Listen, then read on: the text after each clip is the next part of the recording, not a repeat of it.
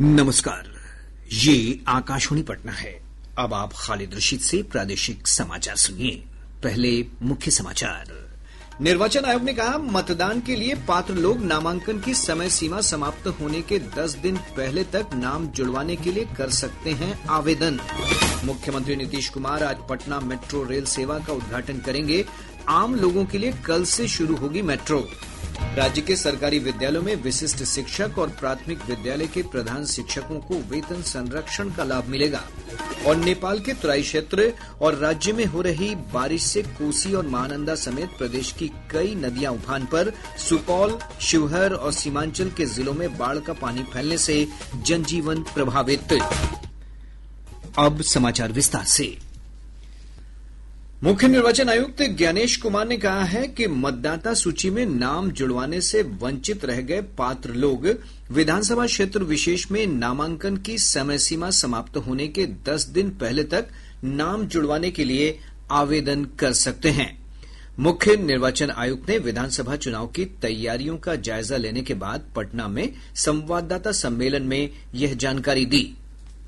1 सितंबर के बाद नॉमिनेशन के लास्ट दिन से 10 दिन पहले तक अभी भी समय मौजूद है। अगर किसी भी व्यक्ति को, किसी भी राजनीतिक दल को ये लगता है कि कोई योग्य मतदाता छूट गया या किसी अयोग्य मतदाता का नाम मतदाता सूची में है, तो वो अपने दावे और आपत्ति जारी कर सकता है और उनके द्वारा मिले हुए दावे और आपत्तियां ईआरओ लेवल पर उनका निस्तारण किया जाएगा। और नॉमिनेशन का प्रोसेस खत्म होने के बाद चुनाव खत्म होने तक फिर वो सूची फ्रीज हो जाती। अभी समय बाकी है। श्री कुमार ने कहा कि बिहार विधानसभा चुनाव की तिथियों के बारे में विभिन्न राजनीतिक दलों से चर्चा की गई है। उन्होंने कहा कि चुनाव की घोषणा जल्द ही की जाएगी। जहां तक 1, 2 या 3 फेज चुनावों की बात है, हम लोगों ने राजनीतिक दलों की बातें सुनी, सबके प्रोस एंड कॉन्स हैं और चुनाव आयोग इस विषय पर जल्दी ही निर्णय लेगा। बिहार में 243 जनरल कॉन्स्टिट्यूएंसीज हैं। बिहार के विधानसभा की कालावधि 22 नवंबर तक समाप्त हो रही है और उसके पहले ही चुनाव संपन्न होंगे। मुख्य निर्वाचन आयुक्त ने कहा है कि लोक प्रतिनिधि कानून के हिसाब से एसआईआर हर चुनाव से पहले कराना अनिवार्य है। उन्होंने कहा कि चुनाव के बाद एसआईआर कराए जाने का कोई अर्थ नहीं है। श्री कुमार ने कहा कि जिस प्रकार बिहार में सफलतापूर्वक एसआईआर संपन्न कराया गया है, वो देश में भी मतदाता सूची के शुद्धिकरण के लिए प्रेरणा का स्रोत बनेगा। जहां तक स्पेशल इंटेंसिव रिवीजन चुनाव के पहले कराए जाने के निर्णय की बात है, तो अगर आप लोक प्रतिनिधित्व कानून के हिसाब से अगर चलेंगे तो रिवीजन हर चुनाव के पहले चुनाव आयोग को कराना लॉफुल है और लॉ के अंतर्गत कराना ही होता है। पहले 65 लाख और अब 3.66 लाख नाम कटे हैं जो कि अयोग्य मतदाताओं के हैं और ये अयोग्यता ईआरओ के अनुसार चूंकि ऐसे मतदाता अपात्र थे, एलिजिबल नहीं थे, उनके काटे गए और इनके ऊपर अपील जिला मजिस्ट्रेट के पास अभी भी उपलब्ध है। अगर किसी को भी शिकायत हो तो वो जिला मजिस्ट्रेट के पास अपील कर सकता है।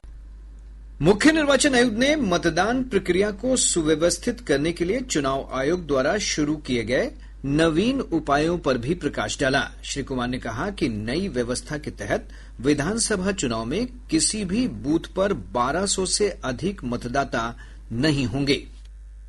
अब बिहार से शुरू होकर पूरे देश तक किसी भी मतदान केंद्र में 1200 से ज्यादा वोटर नहीं होंगे, जिससे कि वोट डालने में हमारे मतदाताओं को सुविधा मिले।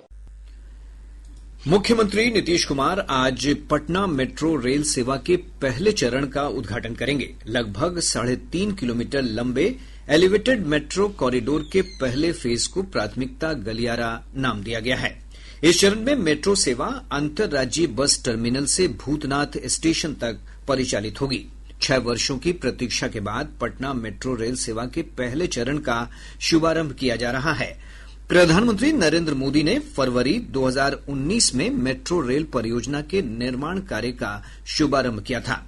मुख्यमंत्री Nitish Kumar new Pataliputra bus terminal से भूतनाथ स्टेशन तक मेट्रो से यात्रा करेंगे। वे कॉरिडोर 1 के भूमिगत खंड की आधारशिला भी रखेंगे। मेट्रो रेल सेवा के औपचारिक उद्घाटन से पहले मुख्यमंत्री नीतीश कुमार मेट्रो डिपो का उद्घाटन करेंगे। आम लोगों के लिए मेट्रो रेल सेवा कल से शुरू होगी। एक रिपोर्ट। पटना मेट्रो रेल के डिब्बों को आकर्षक रूप से मधुबनी पेंटिंग से सजाया गया है, जिनमें गोलघर, महाबोधि मंदिर, बुद्धा स्मृति पार्क, नालंदा महाविहार और अन्य ऐतिहासिक धरोहरों के चित्र दर्शाए गए हैं। बिहार की पहली मेट्रो रेल सेवा के लिए राजधानी पटना वासियों का इंतजार आज समाप्त हो रहा है। पटना मेट्रो रेल के प्रायोरिटी कॉरिडोर पर यात्रियों को 2 स्टेशनों के बीच की छोटी दूरी के लिए 15 रुपए और सभी स्टेशनों तक यात्रा करने के लिए अधिकतम 30 रुपए का किराया देना होगा। आज से शुरू हो रहे प्रायोरिटी कॉरिडोर मार्ग पर मेट्रो रेल सेवा हर 20 मिनट के अंतराल पर उपलब्ध होगी। धर्मेंद्र कुमार राय, आकाशवाणी समाचार, पटना।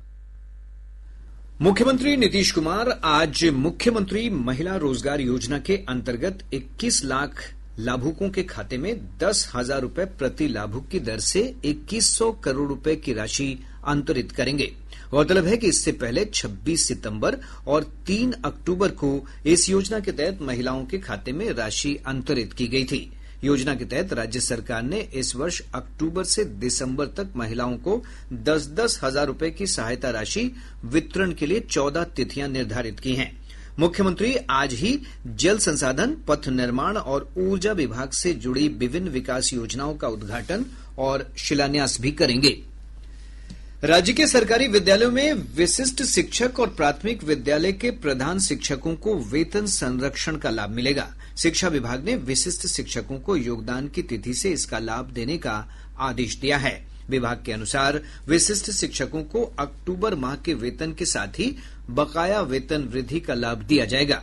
इधर 28,750 प्रधान शिक्षकों को भी योगदान की तिथि से वेतन संरक्षण का लाभ दिया जाएगा। ये सभी स्थानीय निकाय में विशिष्ट शिक्षक थे।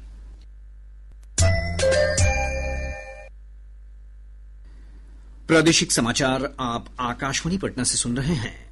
ताजा समाचारों के लिए आप हमारे एक्स हैंडल AIR News _ पर जा सकते हैं। नेपाल के तराई क्षेत्रों में और राज्य में हो रही बारिश से कोसी और महानंदा समेत प्रदेश से होकर गुजरने वाली नदियों का जलस्तर एक बार फिर बढ़ने लगा है। सुपौल, अररिया, शिवहर समेत आसपास के कई जिलों में निचले इलाकों में बाढ़ का पानी फैलने से जनजीवन प्रभावित हुआ है। सुपौल जिले में कोसी नदी का पानी 6 प्रखंडों के 500 से ज्यादा घरों में फैल गया है। जिला प्रशासन ने प्रभावित इलाकों में राहत और बचाव अभियान तेज कर दिया है और ब्यौरा दे रहे हैं हमारे संवाददाता। कोसी बराज से आज सुबह 7 बजे तक 4,10,695 क्यूसेक पानी डिस्चार्ज किया गया। पानी के दबाव को देखते हुए बराज के सभी 56 फाटक खोल दिए गए हैं। हालांकि जलस्तर में कल की तुलना में कमी आई है, जिसके कारण बराज पर पानी का दबाव कम हुआ है। जिलाधिकारी द्वारा प्रमुख तटबंधों का निरीक्षण किया जा रहा है।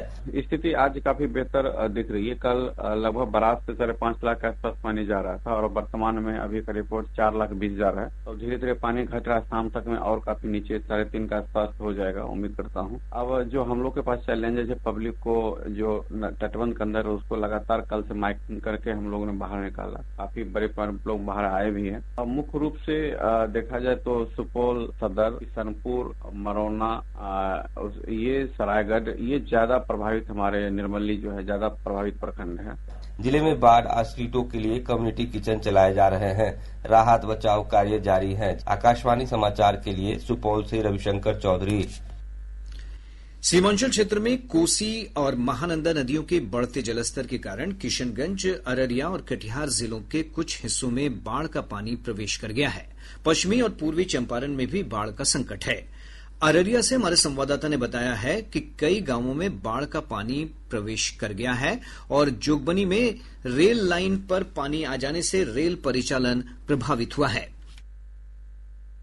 जिले के विभिन्न भागों में कई गांवों में पानी घुस जाने से जनजीवन बुरी तरह प्रभावित हुआ है। जोगबनी रेलवे ट्रैक परिसर और यार्ड में जल जमाव से रेल परिचालन पर भी बुरा असर पड़ा है। कटिहार मंडल के DRM कृष्णेंद्र नारहा ने एक पत्र जारी कर बताया कि 5 महत्वपूर्ण ट्रेनों का परिचालन आज बथनाहा और फारबिसगंज रेलवे स्टेशन से होगा। दानापुर जोगबनी, जोगबनी सहरसा एक्सप्रेस, जोगबनी कटिहार, कटिहार जोगबनी का परिचालन बथनाहा रेलवे स्टेशन से, जबकि Jogbani Anand Vihar Seemanchal super fast express का परिचालन फारबिसगंज रेलवे स्टेशन से किया जाएगा। आकाशवाणी समाचार के लिए अररिया से मैं गौतम सिंह सहगल। सीतामढ़ी में बागमती सहित सभी नदियों का जलस्तर खतरे के निशान से ऊपर पहुंच गया है। शिवहर से हमारे संवाददाता ने बताया है कि कई क्षेत्रों में बाढ़ का पानी फैलने लगा है। इससे जनजीवन प्रभावित हुआ है। भारी बारिश होने से शिवहर जिले में बागमती नदी के जलस्तर में तेजी से वृद्धि का सिलसिला जारी है। नदी का जलस्तर खतरे के निशान से 1 मीटर 30 सेंटीमीटर ऊपर पहुंच गया है। जलस्तर में वृद्धि होने के साथ ही बाढ़ का पानी धीरे धीरे दोनों तटबंधों के बीच फैलने लगा है। बागमती में उफान आने के साथ ही तटबंधों पर पानी का दबाव बढ़ने लगा है। जल संसाधन विभाग के अधिकारी निगरानी के लिए तटबंध पर कैंप कर रहे हैं। वहीं नदी के दोनों किनारों पर कटाव होने लगा है। आकाशवाणी समाचार के लिए शिवहर से हरिकांत से। मौसम विभाग के अनुसार उत्तर बिहार और आसपास के इलाकों में बना निम्न दबाव का क्षेत्र कमजोर पड़ गया है। हालांकि इसके प्रभाव से अगले कुछ दिनों तक राज्य के अनेक भागों में हल्की बारिश हो सकती है। मौसम विज्ञान केंद्र पटना के अनुसार आज पूर्वी भाग के जिलों में कुछ स्थानों पर आंधी, मेघ गर्जन और वज्रपात की आशंका है। इधर पिछले 24 घंटों के दौरान सुपौल, सीतामढ़ी और पश्चिम चंपारण जिले के कुछ स्थानों पर अत्यधिक भारी बारिश दर्ज की गई। वहीं पटना, खगड़िया, दरभंगा, किशनगंज और भागलपुर जिले में हल्की से मध्यम स्तर की वर्षा रिकॉर्ड की गई। सीतामढ़ी जिले में पुलिस और एसटीएफ ने संयुक्त कार्रवाई कर 3 कुख्यात अपराधियों को मुठभेड़ के बाद गिरफ्तार कर लिया। पुलिस की जवाबी कार्रवाई में गोली लगने से घायल अपराधियों को अस्पताल में भर्ती कराया गया है। औरंगाबाद जिले के मदनपुर थाना क्षेत्र अंतर्गत लड़ुइया पहाड़ पर केंद्रीय रिजर्व पुलिस बल सीआरपीएफ और जिला पुलिस के अभियान के दौरान 47 डेटोनेटर और केबल बरामद किए गए हैं। बरामद डेटोनेटर को मौके पर ही नष्ट कर दिया गया। अब पटना से प्रकाशित प्रमुख समाचार पत्रों की सुर्खियां। आज के सभी समाचार पत्रों ने चुनाव आयोग की प्रेस वार्ता और पटना मेट्रो के शुभारंभ से जुड़ी खबरों को प्रमुखता से प्रकाशित किया है। हिन्दुस्तान की सुर्खी है, बिहार चुनाव कार्यक्रमों की घोषणा आज होने के आसार। दैनिक भास्कर ने इसी खबर का शीर्षक दिया है, जिनके नाम, पता या उम्र में बदलाव हुआ है उन्हें 15 दिन में नया वोटर कार्ड मिलेगा। दैनिक जागरण लिखता है, आज से पटना मेट्रो सेवा। प्रभात खबर ने लिखा है, बिहार को राजगीर इंटरनेशनल क्रिकेट स्टेडियम का तोहफा। और अब अंत में मुख्य समाचार एक बार फिर। निर्वाचन आयोग ने कहा, मतदान के लिए पात्र लोग नामांकन की समय सीमा समाप्त होने के 10 दिन पहले तक नाम जुड़वाने के लिए कर सकते हैं आवेदन। मुख्यमंत्री नीतीश कुमार आज पटना मेट्रो रेल सेवा का उद्घाटन करेंगे। आम लोगों के लिए कल से शुरू होगी मेट्रो। राज्य के सरकारी विद्यालयों में विशिष्ट शिक्षक और प्राथमिक विद्यालय के प्रधान शिक्षकों को वेतन संरक्षण का लाभ मिलेगा। और नेपाल के तराई क्षेत्र और राज्य में हो रही बारिश से कोसी और महानंदा समेत प्रदेश की कई नदियां उफान पर। सुपौल, शिवहर और सीमांचल के जिलों में बाढ़ का पानी फैलने से जनजीवन प्रभावित। इसके साथ ही आकाशवाणी पटना से प्रसारित प्रादेशिक समाचार का ये अंक समाप्त हुआ। आकाशवाणी पटना से अगला समाचार बुलेटिन दोपहर 2 बजे प्रसारित किया जाएगा। नमस्कार।